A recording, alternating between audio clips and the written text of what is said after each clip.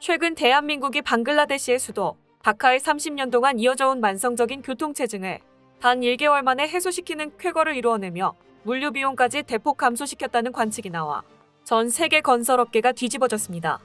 이 때문에 방글라데시에서는 무려 3천만 명에 달하는 사람들이 환호성을 지르고 있다고 하는데요.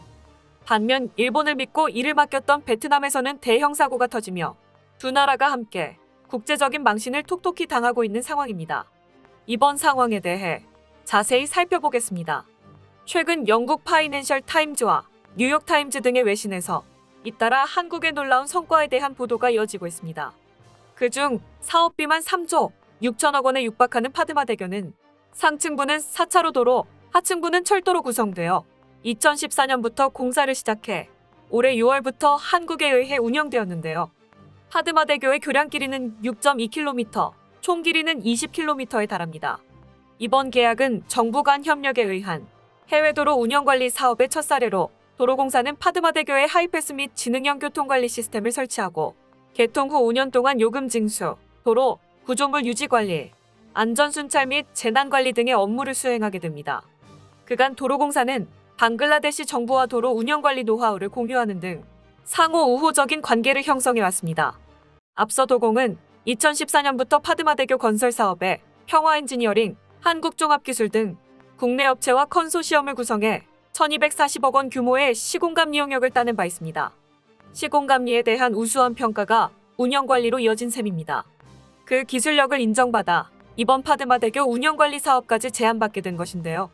파드마대교 개통으로 아시안 하이웨이 한 번 구간인 방글라데시 다카와 인도 캘커타 간의 통행시간이 4시간 이상 단축돼 서남아시아 내무역과 방글라데시 남서부 지역 개발이 본격화된 것으로 관측됩니다.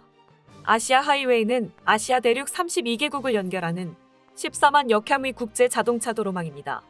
한편 한국도로공사는 파드마대교와 접속되는 약 1,000억 원 규모의 M8 고속도로 운영관리 사업권도 방글라데시 도로청과 최종 협상을 마무리한 것으로 알려졌습니다. 업계 관계자는 한국은 현재 11개국 총 19건의 해외 사업을 성공적으로 추진하며 관련 국가의 신뢰와 인정을 받고 있다며 하이패스 등 선진화된 도로 운영 시스템을 해외 사업에 적극 활용해 한국의 민간 건설사, 중소, 중견기업들 또한 해외 시장 진출에 박차를 가할 것으로 기대된다고 밝혔습니다. 방글라데시에서 한국이 이루어낸 쾌거는 여기서 끝나지 않았습니다. 국내 대표적인 엔지니어링 기업인 거나 역시 도로망 사업을 수주하여 성공적인 결과로 찬사를 받고 있습니다. 현지 언론은 지난 6월 180억 원 규모의 방글라데시 치타공 베이터미널 1단계 상세계획 설계 및 감리 사업 수주에 성공했다고 밝혔습니다. 프로젝트 사업지인 치타공은 방글라데시 제2의 공업도시로 북쪽과 북동쪽으로 약 16km에 걸쳐 각종 제조업체들이 들어서 있는 해외 무역의 관문 역할을 하고 있는데요. 현재 방글라데시 물동량의 92%를 담당하고 있는 치타공 항만은 물동량의 증가와 장비, 시설 부족으로 극심한 채선을 빚고 있었기 때문에 이번 한국에서 내민 도움의 손길에 방글라데시 정부는 뛸 듯이 기뻐할 수밖에 없었습니다. 2019년에 수주한 파이라 항만 터미널 사업에 이어 한국 기업이 방글라데시 항만 사업을 수주한 두 번째 성과입니다.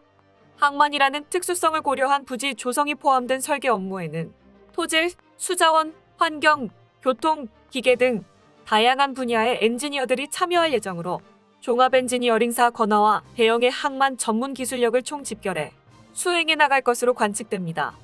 이는 지난해 말 선진 엔지니어링사가 국내 최초로 프로젝트를 수주 따낸 이후 잇단 성과인데요. 지난해 12월 방글라데시 정부가 발주한 치타공 베이터미널 1단계 상세계획 설계 및 감리 사업은 사업 규모 1,500만 달러로 진행됐습니다. 건화 대형 엔지니어링 컨소시엄은 지난 2020년 7월 입찰서를 제출하고 1년 4개월간의 기다림 끝에 사업 수주를 이뤄냈죠. 수주 이후 건화는 지난 5월 31일 방글라데시 수도인 다카에서 치타공 항만청장 등이 참석한 가운데 치타공 베이터미널 설계 및 감리사업 수주 계약 체결식을 진행했습니다.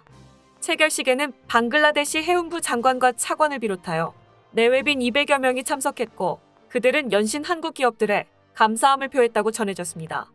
이번 입찰 과정에서 건화 컨소시엄은 기존의 방글라데시에서 독점적 위치를 차지하던 유럽권 설계사와의 기술 경쟁에서 15점 차이로 1등을 차지하며 방글라데시 정부와 치타공 항만청으로부터 기술력을 인정받게 됐습니다. 특히 그간 숨겨져 왔던 한국 항만건설 분야의 엔지니어링 기술력의 해외 진출 성과가 이처럼 어마어마하다는 점에서 더욱 뜻깊은데요. 한국은 이처럼 방글라데시 정부뿐 아니라 세계적으로도 업계에서 높은 신뢰와 만족도를 받으며 서로 윈윈인 상황을 연이어 만들어내고 있는 상황입니다. 하지만 무엇보다 굉장한 건 따로 있었는데요. 한국이 방글라데시 사람들을 30년 동안 괴롭혀왔던 교통체증 문제를 순식간에 해결했다는 관측이 나오고 있기 때문입니다. 실제로 인도 언론은 지난 7일 국내 종합건설 회사인 유신 엔지니어링은 방글라데시 카르나풀리 강을 가로지르는 교량 건설 사업에 설계 제안서를 제출했다고 보도했는데요. 제안된 건설 비용은 약 650억 루피이며 이 금액은 이전에 제안된 다리 건설 비용의 5배입니다. 동부철도 당국은 승인, 입찰 등 부대 절차를 마친 뒤 2023년부터 교량 공사를 시작할 수 있을 것이라 밝혔습니다. 치타공 사람들에게 있어 카르나풀리 강을 가로지는 칼루가트 다리 건설은 긴 역사를 가진 수건 사업이었습니다. 기존 교량은 건설된 지 약 100년 된 다리인데요. 1914년 제1차 세계대전에서 버마 전선의 군대를 이끌기 위해 카르나풀리 강에 설치하게 된 게 그 시초였으며 2차 세계대전을 거쳐 지금의 형태를 갖춘 것은 1958년입니다. 이 다리는 6개의 벽돌 기둥과 12개의 강철 기둥으로 건설되었으며 차량뿐만 아니라 열차도 운행되고 있는데요. 기존 다리는 보아랄리 파티아를 포함한 남치타공 사람들의 주요 교통 수단 중 하나로 일방통행교라서 한쪽이 건너게 되면 다른 한쪽은 폐쇄됩니다. 결과적으로 긴 교통체증은 30년 이상 지속되어 왔으며 이 문제를 해결하고자 정치권에서는 1991년부터 교량 건설을 수건 사업으로 내걸고 노력해왔습니다. 하지만 이번에 한국의 유신 엔지니어링이 입자를 따냄으로써 치타공 사람들의 수건을 해결해 줄 수 있을 것으로 보입니다. 한편 세계 최고의 다리를 건설할 수 있다고 자신만만하게 베트남의 수주를 받았던 일본은 한국과 비교되며 전 세계적인 망신을 당하고 있는데요. 과거 베트남 빌롱성 하우강에서 건설 중이던 다리가 무너지는 사고가 발생했기 때문이었습니다. 이 대교는 알고 보니 일본 건설사가 도맡아 공사를 진행하고 있었죠. 일본 건설사가 수주를 받고 나서 돈의 유혹을 못 이겨 연쇄하청을 14개나 되는 하도급 업체에 맡긴 것이 그 원인이었습니다. 심지어 다리가 내려앉기 며칠 전에 붕괴 부위에 콘크리트로 된 구조물이 떨어지는 등의 징조에도 불구하고 일본 건설사가 그냥 넘어갔다는 사실 역시 밝혀지며 전 세계가 실망감에 치를 떨게 되었습니다. 더 심각한 것은 알고 보니 이와 같은 사건이 한두 번이 아니었던 것인데요. 베트남의 2TM 지하터널 또한 일본 건설사가 수주했는데 4개의 커다란 균열이 발견됐고 세계 최고라던 일본 측은 입을 꾹 닫게 되고 말았습니다. 일본의 이와 같은 소행은 끼리끼리라는 말을 생각나게 합니다. 베트남 역시 비슷한 부정부패가 만연한 국가였기 때문입니다. 작년 베트남 최초의 지하철인 하노이 지하철 2호선, 깐닌, 하동 노선이 착공 10년 만에 개통했을 당시 지하철역은 새로 생긴 지하철을 구경하기 위해 몰려든 시민들로 인산인해를 이루었습니다. 그러나 화려했던 데뷔 후 베트남의 지하철은 그 누구도 예상 못한 이유로 내리막길을 걷게 되었습니다. 수많은 베트남인들과 현지 언론의 폭발적인 찬사를 받으며 개통식을 치른 베트남의 지하철 1호선은 한 달도 채 지나지 않아 시민들의 철저한 외면을 받았고 상상도 하지 못할 심각한 문제점들이 여기저기서 쏟아져 나오고 말았습니다. 지난 10년이 넘는 기간 동안 무려 9,432억이 투자된 대공사라 하기도 무색할 만큼 총 9개 노선을 생각했던 지하철 노선은 고작 1개만 개통되었고 이마저도 13km라는 짧은 구간에 속한 전체 역의 수는 단 12곳에 불과했습니다. 이렇게나 허술한 베트남 지하철의 공사가 10년이나 지연된 결정적인 이유는 바로 베트남 특유의 무능과 갑질, 그리고 부정부패였습니다. 실제로 2019년 베트남 경쟁지수 보고서 PCI 베트남에 따르면 베트남에서 기업을 운영하는 이들이 겪는 가장 큰 애로사항이 국가 공무원의 비공식적이고 노골적인 뒷돈 요구로 밝혀져 전 세계적으로 망신을 당한 일도 있었죠. 결국 일본과 베트남은 자신들의 업보로 인해 국가의 신용도를 제 손으로 깎아나가고 있는 셈입니다.